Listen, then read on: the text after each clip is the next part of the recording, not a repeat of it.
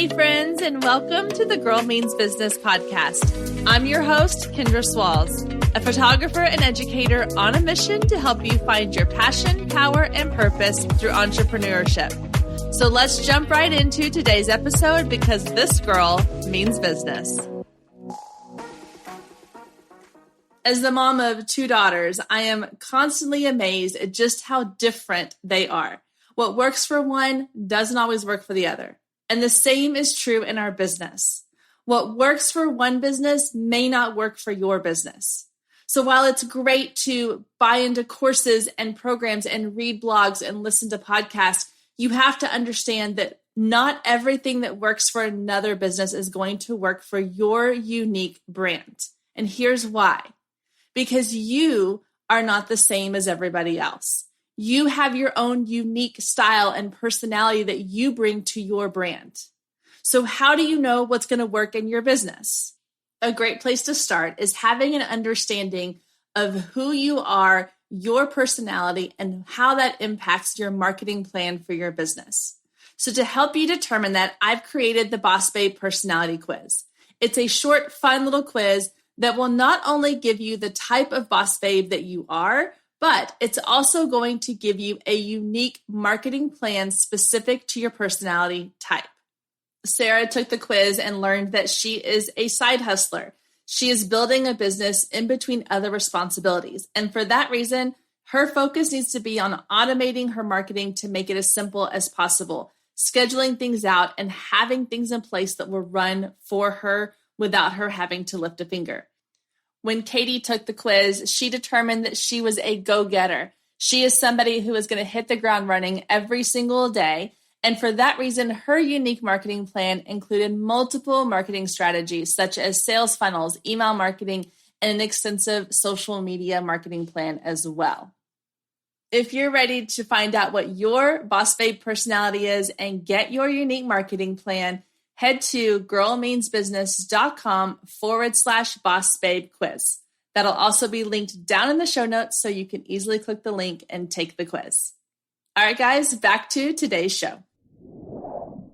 Hey there, and welcome back to the Girl Means Business podcast. I am so glad you're here this week. We have an incredible interview with Sarah Darby today that I cannot wait to get to. I think it's going to be one that really hits home for a lot of us. I know it did for me, and I will jump into all of that in just a second. But really quickly, before we get into today's interview, I want to remind you that if you have not done so yet, if you could head over to iTunes and leave me a review for this podcast, that would be fabulous. It would completely make my week, my month, my year. It would help make 2020 a little better. Just head over to iTunes, even if that's not where you're listening to this podcast, and just drop me a quick little review. Let me know what you think of the show, what you want to see more of. If you have ideas or suggestions, I am open to all the things.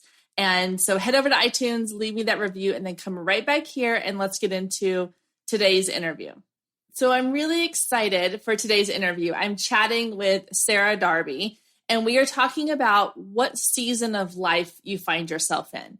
And this is something that I have brought up on the podcast multiple times where I've struggled with the season of life that I'm in right now, which is trying to balance businesses and family life and it being my last year of my daughter being home before kindergarten and trying to figure out how to make it all work, how to make all the puzzle pieces fit without losing my mind, without feeling like I am neglecting a certain part of my life. But when I focus on the fact that this is the season of life that I'm in, and what does that season of life mean for myself, my business, my family, it can help me to really get my priorities in order. It can help me kind of organize the things that I need to be focusing on now and the things that can wait. And so today's episode and my chat with Sarah, we really dive into understanding the season of life that you're in right now, embracing it, not letting it stress you or overwhelm you, or not letting it cause you to feel like you're not doing enough. It's knowing that every season in life is short-lived and that something bigger and better or a season of rest is coming. And so I'm really excited for y'all to hear this conversation. Now, Sarah has been an entrepreneur for 12 years, a mom for nearly 7, She's a singer. She studied commercial music at Belmont University in Nashville. And she had dreams of working in the music industry. However, at 23, she was diagnosed with cancer. And so she shifted her priorities. She moved back to Dallas. She's here in the DFW area. And she opened up her own voice and music studio where she now coaches other musicians. And she helps other women just sort of embrace their business ideas, embrace the idea that you can be a mom and have something that's yours, that you can reach for big things and achieve them. And so she's doing really incredible things. And I will obviously let her share the rest of her story with you, but it's a really amazing story. And I think you're just going to fall in love with her the way I did. She's an incredible mom, an incredible person, a great person to follow on Instagram. So make sure you go and follow her on Instagram. And yeah, let's dive into my conversation with Sarah.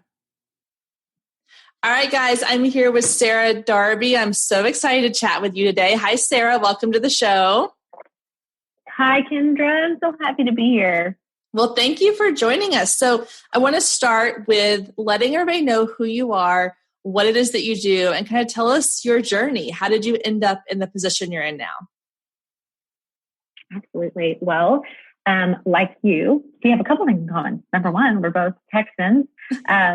I'm from the Dallas-Fort Worth area as well, born and raised here in a community called Mansfield, Texas. And I also have two daughters. Mine are 4 and 6, and just really the light of my life. But before I ever became a mom, my background is actually not business at all. It's music. I grew up singing, wanted to be a singer. When I was a senior in high school, I heard about this school in Nashville called Belmont University, and they had this really fancy new progressive music degree that I'd never heard of it. And this is back when I really don't feel old. I'm 36, but it's amazing how much the world has changed, since I was in college. But back then you had to request information. So like I got a packet in the mail, and I don't even remember seeing a website. I don't know. I just remember the packet came in the mail and I filled out the application, hand wrote it, sent it in, and I knew I was going to go to Belmont. There's just no question about it. I'm going to do music. Never even applied anywhere else. So fortunately, I got accepted and began that journey towards a career in the music business. I graduated, had a wonderful time, enjoyed all of my time, my courses and everything, loved music, but I definitely felt like maybe there was a disconnect for me. I didn't resonate with everybody else in my program in that my passion was not really music.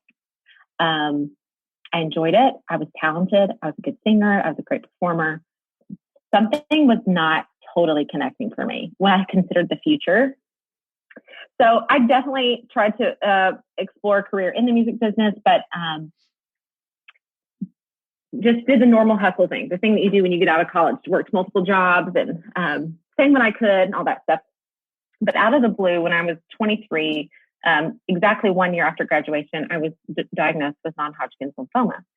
And that was a total shock to me, but with an amazing experience and an opportunity to shift my perspective and to really make some conscious decisions about what I wanted my life to be about. And that's when things started really making sense for me. I realized at that point, 23, I don't want to do this. I don't want to do music business. I don't want to be a performer. I don't want to spend my life doing this kind of thing, which deep respect for everybody in the music business because I love it. It wasn't for me. And I was able to own it at that point. Didn't have a clue what I was going to do. I have this very amazing degree in commercial music, but what do you do with that if you're not going to be in the music business, right? So cancer, went through chemo, all the whole thing. By the time that was over, and I was still living in Nashville at the time, when that ended for me, I was very homesick and I was ready to come home to Texas. Didn't have a plan, just knew I wanted to come home. So while I was still in Nashville, I was working for a recording artist. I was on a tour bus somewhere in the country, and I created some ads on Craigslist, or not ads, I don't know what you call them, but posts on Craigslist for offering voice lessons. And I thought, well, I'm just going to throw this out there. Like, I don't know if anybody is going to bite, but it can't hurt to try. What if I could teach voice lessons? Maybe that's what I can do until I figure out my next thing. So I created these ads on Craigslist, and people started responding. So before I'd even moved home, I had like a handful of voice lessons in my schedule. So I came home and holidays, Christmas, started teaching the first week of January, was never planning to start a business, still thought I'm just doing this until I land a real job or figure out what I'm going to do, but this will help me get by. So I didn't realize that I was actually stepping right into my future, and I was starting a business. And so 12 years later, that was January of 2009, coming up on 12 years in business, I have coached thousands of singers. I have a team of about 10 coaches right now, who we teach voice, guitar, piano, drums, songwriting. We do artist development, lots of really cool things. And I've been amazed at what happens and what has happened in my own life just by doing the next right thing. I never thought I had no background in business. My first generation college graduate. I took not one single business course. My degree is, I have a Bachelor of Music degree. I learned everything the hard way, full of hard knocks. But here I am, and it's just been so cool. Every little piece of my story that, there's a whole backstory too, different situations growing up, things that of course shape us into the women that we are. But all of those things led me to where I am today. After 10 years in business, I started feeling like, okay, I love this. This has been really fantastic. I've enjoyed the studio. I feel really content and really peaceful, but I feel like there's something else for me now. And the door started opening for me to start coaching women. In January of 2019, I started sensing that like my lane was changing. That's the phrase that kept coming up in my heart, was your lane is changing. So I started looking for that, just paying attention. What does that mean? What could that mean for me in this next season? And over a course of about 1 month, several women, totally unrelated, approached me and said, "Would you help me figure out how to do this next thing in my business? Or I have this idea, don't know where to start. Could you help me? Or I've been watching you. Could you help me?" And it just all connected for me. That's exactly what I'm supposed to be doing in this next season. So I've spent the last year and a half or so in really spending more time in that space. I still have the studio and still work in an operational, more of an executive kind of role there. But I spend most of my time coaching women, and it's just been absolutely so delightful and rewarding. That's so awesome. I love your story. I think that's so, because it's sort of similar to mine in the fact that like I never intended to ever become an entrepreneur. My path was teaching. I was going to be an educator my whole life. And it's so fun to hear people's stories of where they've just kind of followed where their heart led them. And you obviously, I don't know if when you kind of were starting the voice lesson, did you ever like push back a little bit at the idea that this is what you were going to do? Was there ever times where you were like, no, this was just a temporary thing? Like as it was starting to grow, did you ever have those moments where you were like, no, wait, this is not supposed to be permanent? What I did struggle with is the aloneness of it. I was in my mid-20s. I loved what I was doing, and I found a lot of joy in building something from the ground up. But about a year or two in, I started feeling so lonely because all of my friends were in 9-to-5 jobs. They were just, either starting families or getting married, or they were in normal careers. And I was a true solopreneur, and there weren't many of them around me. And I felt really, really lonely. And I remember telling my brother when I was about 26, probably, I don't want to do this anymore. And it wasn't that I didn't love the work. It was that I felt so lonely. And he's like, Sarah, you cannot quit. You cannot quit. And I'm so thankful. He reminds me all the time. Remember when you wanted to quit? My life could have been radically different, and I didn't. But that's what I struggled with was not having a community around me and not having resources or a coach or support, like figuring it all out by myself. That got really kind of wearisome. But I am so thankful that I just kept doing the next right thing. And God definitely aligned me with people. I started hiring, growing my team, and that made a world of difference as well. But the hardest part for sure. Yeah, no, I think it's easy to forget too that, we're roughly the same age. I'm 38. And so when we were in our mid to late 20s, you didn't have the online communities like you have now, where you couldn't just go on Facebook and find a group to join of other business owners. It really was very isolating. And so, yeah, I could definitely see how that would have been difficult for sure. Okay, so I want to dive into, we've got two kind of topics I want to go over with you that I know you are kind of an expert in. And so the first one I want to talk about is just really realizing like what season of life that you're in. This is something that I have struggled with, and I've talked about a little bit on the podcast here about just embracing the season of life that you're in. My youngest one being 4, you have a 4-year-old. I don't know if yours will start kindergarten next year. Mine will. And so the realization that this is my last year at home with her has really hit home, and realizing that as much as I want to scale my business and as much as I want it to grow, I have to accept the fact that the whole reason I'm doing this is to spend time with her, and that when she's in school full time, that's when things can kind of take off. But I struggled for a long time, for a good 2 years probably, with having a kid at home and trying to grow a business. And so just embracing that. I know there's a lot of women in different situations that are trying to figure out like what season they're in and how to really embrace that season. So can you kind of talk to us a little bit about maybe how you help women figure that out and what they can do? Stay with us. We'll be right back. If you've been listening to the Girl Means Business podcast for any amount of time, then you know my love of email marketing runs deep. Not only is it a great way to generate new leads, but it's one of the most effective methods for nurturing warm leads and turning them into sales. Now, over the years, I've tested several email platforms, and my favorite by far is Flowdesk. Not only do they make email marketing simple and easy, even for the technically challenged, but they have everything you need to create stunning emails, capture leads, make sales, and automate the entire process, giving you time back in your busy day. And the cherry on top is you're only charged one flat fee no matter how many subscribers you have. So while other platforms will increase your price when you go over your pricing tier limit, Flowdesk has no price increases or hidden fees. If you're ready to give Flowdesk a try, click the link below in the show notes to save 50% off your first year. Let Flowdesk help you design emails people will love. Click the link below and check it out. I have a feeling you're going to love it just as much as I do.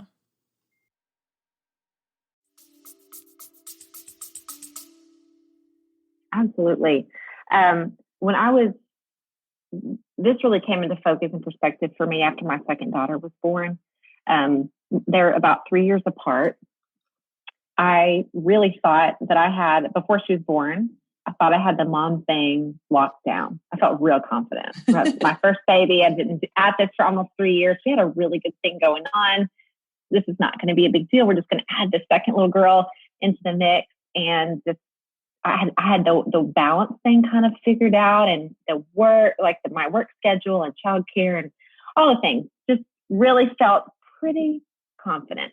And then my second daughter was born. It had never occurred to me that she would be nothing like my first daughter. She would need completely different things in life. And from me, maybe she would never sleep ever in her whole life, which it still feels like she almost hardly sleeps through the night now. She's just turned 4 years old.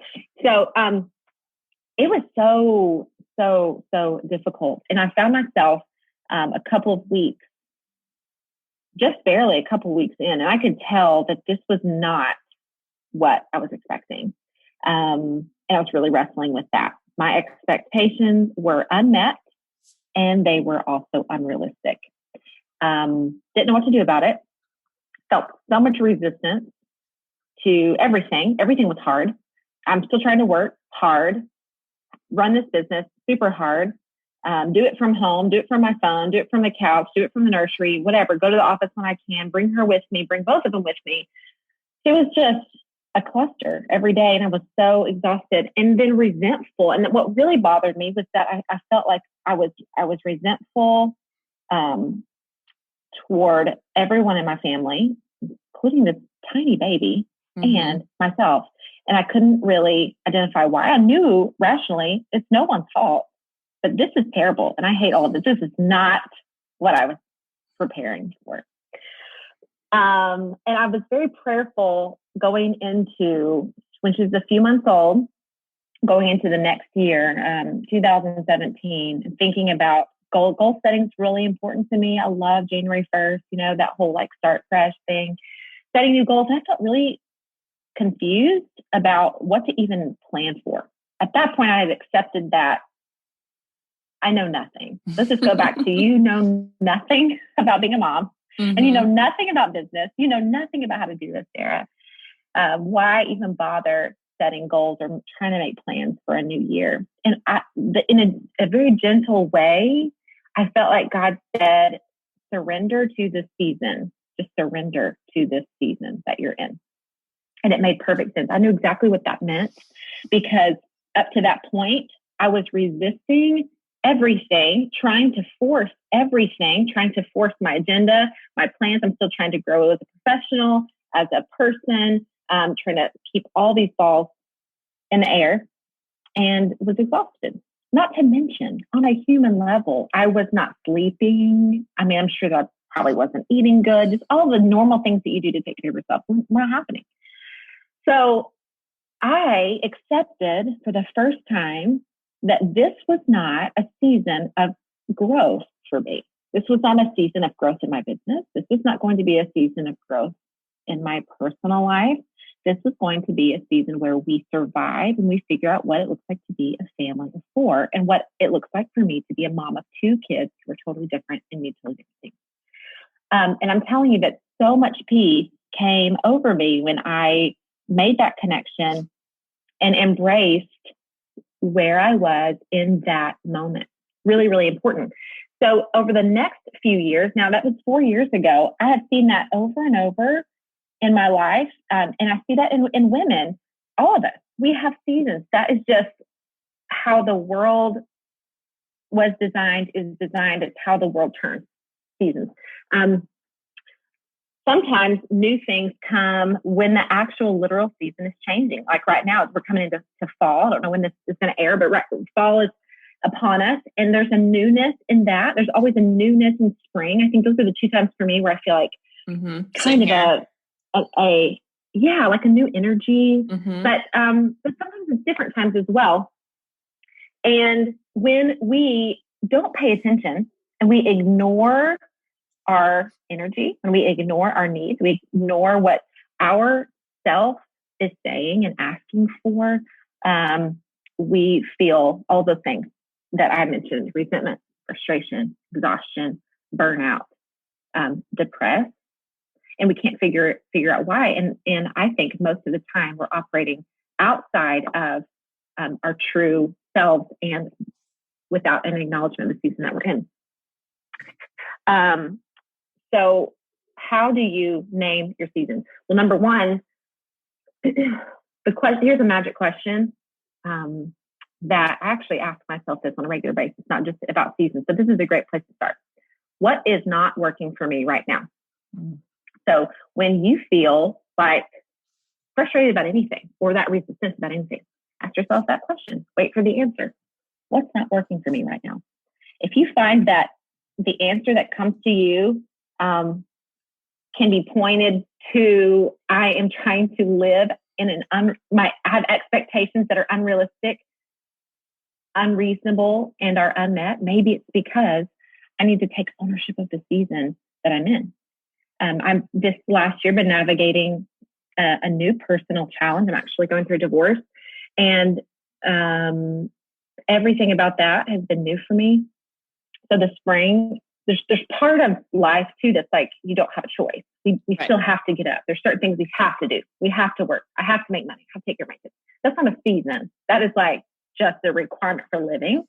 So managing that was all pretty much that I was able to do for the first several months and try to get my head around this new normal. So by the time summer came, all I could think about was doing nothing, was resting. So intentionally / unintentionally, I kind of stepped away from everything for about 8 weeks, the months of June and July. That was a season of rest for me. It was very intentional. And I took ownership of that. This is my recovery and rest. I'm doing nothing to try to grow as a person. Kind of found myself back in that same spot. Like this is all I can do right now. Survival but mode. This time, what I knew, survival. But what I knew this time that was different from the last time was that I'm resting to prepare for the next thing. It wasn't like a resigned, hopeless, like, well, I guess this is my life now. It was like, no, this is on purpose. This is purposeful because there is a season coming that is totally different. The season I'm in today is required. If I will do this diligently, if I will rest on purpose, then I will be ready to accelerate in this next season. And that's where I'm at today. So really important. But I'll tell you that what I struggled with in this most recent resting season, I traveled a lot, some by myself, some with friends, some with my kids, things that I never would have done before, never would have made time for or given myself permission to do.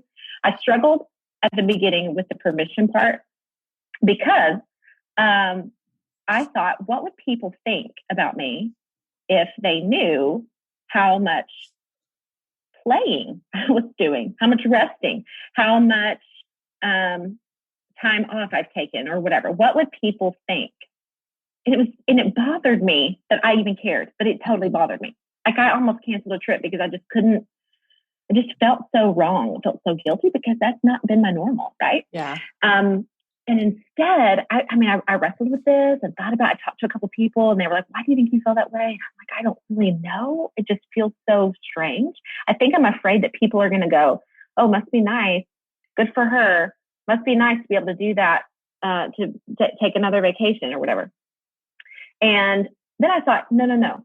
What if instead of must be nice, what if what they thought, or what if what I'm able to do is give them permission to do the same thing? And so I just flipped the script on that and thought, no, this is what's required for me. I'm going to own that. This is the season that I am in. It's not forever. This is a little short window in my life. I don't have to explain it, number one, but I do need to take ownership of it. And there's a possibility that it could encourage somebody else to take time to do the same thing because we need that. So now I'm in a totally different season where I knew that when the fall came and when school started again, I was in accelerate mode, and that's where I'm at. And I have energy for all these new things because I took an extended period of time to rest. Yeah. Really oh my gosh. So much in what you were saying. I was like jotting down all these notes as you were talking. I think some of the things that kind of jumped out at me that I definitely can relate to is that season of rest too, because I did the same thing. Like when almost the same as you, when my second daughter was born, that was when I was really trying to kind of ramp up my business, my photography business, so that I could quit my teaching job. And I had to remind myself that it's okay to not be going 100% all the time. Like I had this little tiny baby that needed me for survival, and I couldn't give all of myself to my job, my teaching job, to my oldest daughter, my youngest daughter, my husband, and myself, and do it well, and my business. And so it was okay. I had to give myself permission to step back a little bit.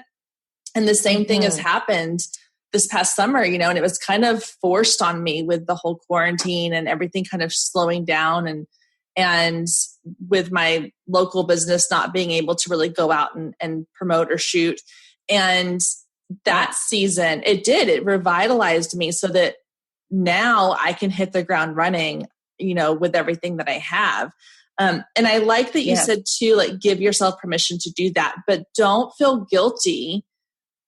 In your example of like the trip you were going to take, like I think that too many people feel like they have to explain their season of life to people, and it's not our job to control what other people put on us. I was listening to a podcast recently where they were talking about, just kind of decluttering your Instagram account and who you follow and clearing out space for people that inspire you rather than people that cause you to feel bad about yourself.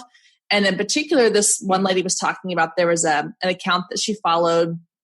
She was like, every time I'd go on there, I would feel like I wasn't doing enough, or that we weren't, I wasn't being a great enough parent. And she was like, I was just constantly comparing myself to this other person. And she said, I realized though that was me putting my own insecurities onto their life and expecting them to change what they were doing to make me feel better. And you can't do that. And so on the flip side, we can't be responsible for the insecurities that other people put on us, that they're of their insecurities. You can't make yourself smaller to make someone else more comfortable. So I think no, absolutely not.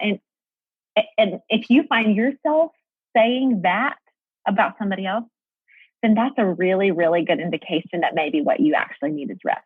Yeah. If that's triggering for you, if it bothers you to see somebody else playing and resting, recover, whatever, then maybe it's because that's actually what you need as well. Yeah, absolutely. Yeah, I definitely think that when you are looking at somebody else and it's causing you to have a feeling of some kind, whether it is, not enough or resentfulness or frustration or whatever, that's your signal.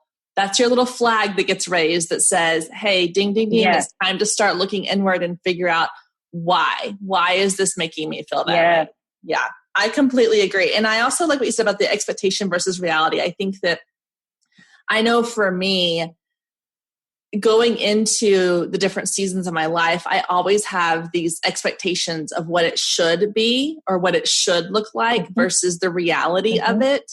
And taking away those expectations has helped me a lot too. Like just saying it's good to have goals and it's good to have a plan, but I shouldn't go into it thinking, like, for example, when I left my teaching job, I had this vision of what my day-to-day life would look like. And it looked nothing like that. It wasn't the get up and get the kids to school and go work out for an hour and then come home and have a healthy breakfast and get all this work done. No, that is not how my day looked. And so taking away those expectations was huge in helping me feel comfortable with the phase of life that I was in. That's so good. Okay, so one of the things you mentioned is you used a word, hustle, at one point where you were talking about like a different phase of life where you were going to like get in there and like really hustle and work hard. And I personally, that is not my favorite word. I think that it's used a lot lately for women to say like always hustling. You always got to be out there and hustling. And I just feel like it has kind of a negative connotation sometimes. And I think it makes women feel like that we need to be on 24 hours a day doing something all the time. And that's just not practical. So I want to kind of talk to you. I know that you kind of talk about the non-hustle lifestyle a little bit. So can you sort of dive into like how we can break free of that feeling that we need to be hustling all the time? Stay with us. We'll be right back. Hey photographers, are you ready to make 2024 your best year yet? Growing a business is tough. You're following all the successful photographers and experts, soaking up their best advice and downloading all their free guides, trying to replicate their success only to come up lacking, blaming yourself when their methods don't work for you. But the truth is, it isn't you. Free content and one-size-fits-all courses can only get you so far. What you need is personalized help and guidance, but that can get expensive. Well, not anymore. I've created the perfect solution to get you personalized results for less than $2 a day. Introducing the Focus Photographer Lab, a one-of-a-kind coaching membership that gets you one-on-one results for a fraction of the cost of traditional coaching. Inside the lab, you'll find the 3 C's to success: classes, coaching, and community. With classes, you gain access to a treasure trove of pre-recorded trainings and invaluable resources. With coaching, you get monthly live trainings and Q&A sessions, along with my favorite part, the weekly one-on-one office hours, where we get to address your unique questions and challenges. And then there's the community, where you get to connect with an amazing group of talented female photographers who share your passion, supporting each other and inspiring each other to greatness. The best part is it doesn't come with an expensive one-on-one coaching price tag. You get all of that for just $47 a month. You can even try it for free for 14 days to make sure it's a good fit for you. And there is no contract and no obligation. You can cancel at any time. So what are you waiting for? Head down to the show notes and click the link to learn more and get signed up today. And let's make 2024 our best year yet. Yes, absolutely. I would love to be the president of, if there was an association, the Anti-Hustle Association, I would love to be the president of that.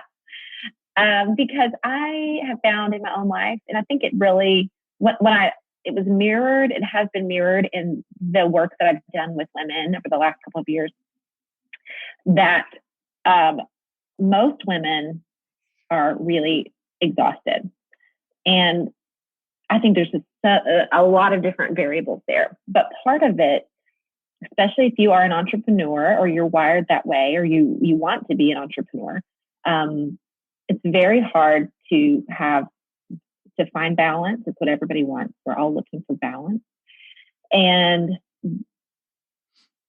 the hustling comes from, I really believe the root of it is fear. It's a fear of missing out, the fear of somebody else getting to the finish line first, the fear of missing the boat. What if my opportunity is going to pass me up? I can't slow down. I can't stop. I can't say no to that opportunity because it'll never come back around. We're watching other people and it looks like I can't tell you how many people lately have said to me, Sarah, it just looks like you're thriving. And I'm like, I'm so glad it looks like I'm thriving. But I don't ever want to create the illusion that I'm just out there killing it every day. And I try to be as honest, especially in social media, as transparent as I can. What I never want people to think about me is that I'm just hustling every single day. That's why it's really important to me that people know that what balance looks like is these seasons, knowing what season you're in and taking ownership of that. But when you can accept that the striving is rooted in insecurity and fear, it's a game changer. And you have to ask yourself, what am I actually afraid of?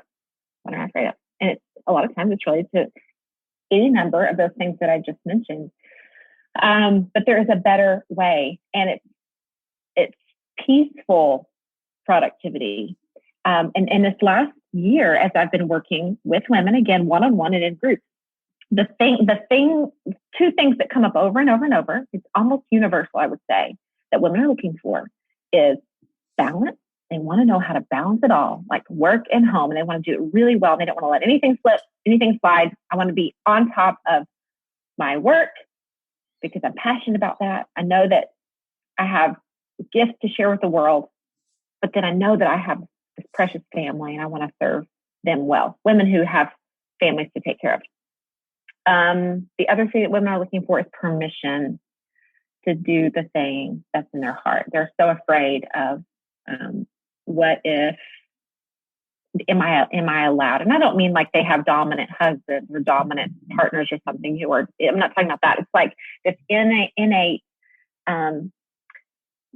desire, or I guess it's a concern that if I work outside the home, for example, or if I actually pursue that crazy dream, that I'm doing my family a disservice, or I would be letting them down, or how could I give myself to both places? And the answer is really multidimensional, but there's a way to be productive and peaceful and, dare I say, profitable at the same time. And the very first step is identifying a vision, getting very clear on your vision for your life. Remove all of these other things. Remove your job, remove all the hats, remove all the roles and responsibilities, and get really clear on what do I want my life to be about? What is my legacy? What do I want to be known for? What do I want my kids to know about me? What do I want my grandkids to know about me? Think super big picture. Stephen Covey, the author of 7 Habits of Highly Effective People, says, begin with the end in mind. So start way at the end. It's kind of a weird, counterintuitive thing, but think about the end of your life. Every time I mention this, people are just like, oh, wow, I never thought about that. We don't think about that. We don't think about that. But you know what? Every senior person will tell you, every elderly person will tell you that it came quicker than they ever imagined. Yeah. Every single person. There's not a person in their 80s or 90s who thought, wow, my life was just turtle pace. It just isn't. It's just, but what our life is a series of intentional or unintentional decisions every single day. And the way we're spending our life and the way we're spending our time is pointing us in a direction. And if you can get really honest, quiet and honest with yourself about what do I want my life to look like, then it will change the way and the pace at which you're working today. You'll find that a lot of the things that you're doing today, the way that you might be spinning your wheels, maybe that's actually not pointing you in the direction that you want to be at the end of your life when you're in your 80s or 90s, however long we get to live. The second part is identifying your core values. What are the 3 to 5 things that I want, again, that I want my life to be, that I live and die by? These are the things I'm passing down to my children. Mine are living with intentional parenting, living with authenticity and vulnerability, and love. Just really simple. Love, love, love, love, love. Anything, when I'm feeling really burnout, exhausted, out of alignment, I just can come back to my core values. What am I doing that's living outside of these core values? Those are the boundaries and the filter that you get to use to make decisions. So if you find yourself hustling, feeling exhausted, frustrated, resentful at work, resentful at home, something in your life is not working for you. And it's probably because you're either, number one, trying to operate outside of the season that you're in, or number 2, you're living outside of your core values, or both. We can't, many of your listeners are probably real goal oriented and love to set goals.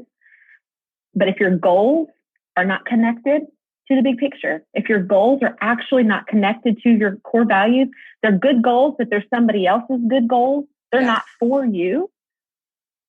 You're hustling.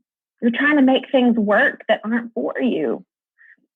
This is so important to me that I actually created a course about this. It's a 5-day kind of a reset. If you feel like, I don't know, I set the same goals every year and somehow I'm making no progress, yet I'm really tired.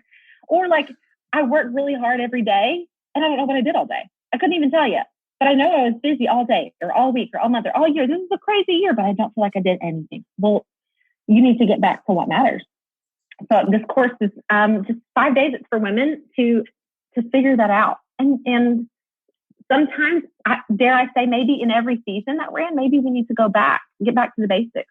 I don't think our vision or core values ever change, but our goals should change based on the season that we're in. Also, one more thing. I'm talking a lot. No, you're good. But one more thing about hustling is whenever you're in a spot where you're trying to set goals, whether that's however often you do that, maybe we're kind of getting closer to the first of the year. Many of us are going to set new goals for the year. Before you do that, in addition to vision, core values, you have to know what your budget is for this season. Your budget of time, energy, and resources. Don't set a goal to read, 100 books this year. If you were able to read 100 books last year, but something has changed this year, like maybe you had another baby, for example, or maybe you had to take on your life is different. 100 books this year is not realistic. Don't set goals that are outside of your reasonable budget that you have to work with.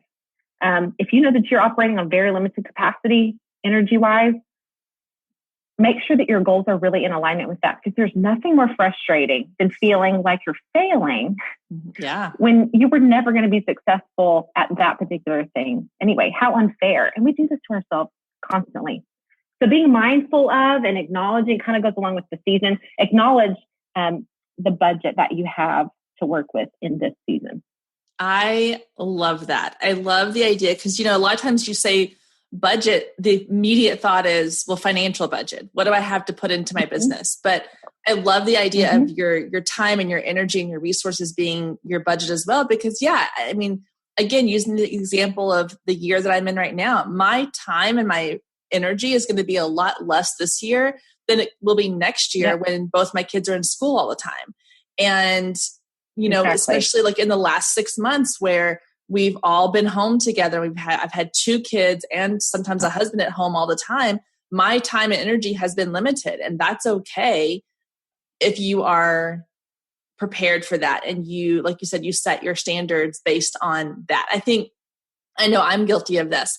A lot of times we think that we have to move at a faster pace than what is realistic. And women are always like, well, I should be doing this, or I should be here in my business, or I should be further along than I really am. And they get frustrated because they see other people doing it, when really where you are and the speed you're going at is only comparative to yourself, not to where anybody else is. And so take that away, say, what's my pace and my speed right now? Exactly. Yes. And I'm going to, I'll link to like that course that you mentioned. We'll have that all linked in the show notes. People can access it or get information if they want to. Okay. So before we go, I have a couple last questions for you. So my first one I like to ask is, let's say your best friend came today and said, okay, I have this idea. I want to start a business. Where do I begin? What would be your go-to number one piece of advice you would give? Yeah. Okay. Don't know where to begin. Starting from scratch. I think number one, you need a community. That has been the most invaluable thing whenever, and there's so many, like you mentioned, social media. There's so many different communities where you can get help and support. That's really so game changing. I did not have access to those resources when I was starting a business. In addition to finding a community online or in person, there's a lot of great in-person networking events as well. But in addition to those two things, get really, really clear on why this product, service, or offer matters to you, because you're going to have to come back to that over and over and over, because it is going to be hard. There's going to be times where you think, ooh, maybe I want to throw in the towel, or it's not always really rosy. And there's, I believe the statistic is that most small businesses fail before 5 years, within the first 5 years. Yep. And there's, I think there's a lot of practical things that go into that. But if you don't have a really clear why this product, offer, service, or why being in business for myself matters, whatever, why am I doing this? It's going to be really easy to get overwhelmed by the challenges that come from being an entrepreneur and starting your own thing. Yeah. And I have a whole episode on the podcast where I break down, if you're unclear of what your why is, or you want more clarity, because I think a lot of people go very surface level on their why. And for example, I use the example of photography. A lot of people say, well, I want to take beautiful photos for people. Well, it needs to go a little deeper than that, because in my personal belief, that's not going to keep you going when times get really tough. And so I will link to that episode. I don't have it on hand right now, what episode number that is, but I'll link to it because it's a really good one to go back. And I call it the 7 degrees of Kevin Bacon. It's the 7 degrees of your why. That's awesome. And it really digs into getting to the root of that in case anybody is not perfectly clear on their why. All right. So my last question before we go is there a resource that you absolutely love, whether it's a book you've read or a course you've taken or a program you use? Is there something that you feel like has really kind of helped you get into either get through your business or personally grow, anything that you really just love and love to recommend to people? Yeah, 2 things that come to mind immediately. One is PowerSheet. It's a tool that I've been using for years. Created by a girl named Laura Casey, and it's a goal setting, goal planning system. It's a way to get really clear about what matters to you and set goals that are really in alignment with that. The first I probably used it for 5 years. I remember the first time, or maybe longer. I think my daughter, oldest, was born. And each year, the first several years that I tried to do it, it was like, again, the season thing was not really connecting. So I was setting goals that were still not really realistic. It's funny because I kept all of them, but you can see the progression. The first year, I didn't even finish the prep work the work you do before you set the goals. I couldn't even get through that. The next season, next year, I did a little bit more, next year, a little bit more, and probably for the last couple of years. Now, I will say 2020, garbage. I haven't even cracked that thing open in since probably February. I think we're allowed to give ourselves a pass for this year. Yes. Let's pretend like this one did not happen. But I look forward to 2021 getting Power Sheets again for about the 7th year in a row. So I love Power Sheets. And then a book that I recommend to all my clients and to women, every woman that I have a conversation with about what do I do next, the book called The Next Right Thing by Emily P. Freeman. And it's the kindest and most gentle book about making decisions that are rooted in love and not fear. It's easy to read. It's a great book to have on your nightstand and just read a little bit in the morning or in the evening. It's a wonderful book. I love that. I haven't read that one yet. I'm adding it to, I wrote down, I'm adding it to my book list because I always like to have one sort of for fun book going and then one that's for education, for learning something new. And I just finished one that was about stories that stick. That was a really good one. But yeah, I'm going to add that one to my list. So awesome. Well, thank you so much for this. So tell people where they can find you, how they can get a hold of you if they want to work with you or get on with some of your courses, things like that. How can they find you? Yes, absolutely. sarahdarby.net. And then I have a little download there if you're interested in how I plan my week from my heart, which is new for me. You can get a download that's at sarahdarby.net/plan your week. I also love to hang out on Instagram, and I'm Sarah Conley Darby on Instagram. Awesome. Well, I will link to all of that so they can just not have to jot that down. It'll all be in the show notes. And great. Thank you so much for your time. It was so great chatting with you. I feel like that there's a lot more we could dive into. So we'll have to have you back on another time in the future. That'd be great. Thank you, Kendra. Thank you. We'll talk to you soon. All right, guys, that does it for this week's episode. Thank you so much to Sarah. Thank you to all of you for tuning in and listening. Don't forget to head over to iTunes and leave me a quick review and let me know what you think of this episode and any other episodes that you've listened to. Have a great week. Happy Halloween. I hope you have some fun plans in place, and I will see you back here next week, same time, same place.